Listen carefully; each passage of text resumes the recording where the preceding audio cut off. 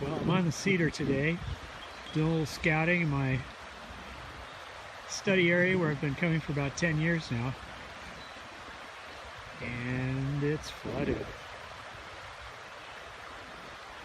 Once I've retrieved a recorder out of here in waist deep water. Water comes up really fast. So it's a big drainage basin, goes all the way up to Minnesota. It's huge and pretty wild.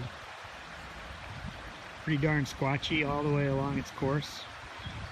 And luckily I live near here, so that's nice.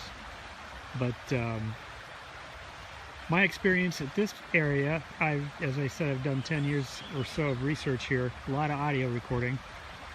What it is, one thing that I've learned is that when it does this, the Sasquatch move into adjacent areas, and then when the water goes down, just as soon as that surface starts to dry up a little bit, which doesn't even take long because it's sandy, they move back in.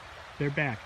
So it's just a real temporary thing for them to move out during the flooding. That's been my experience. So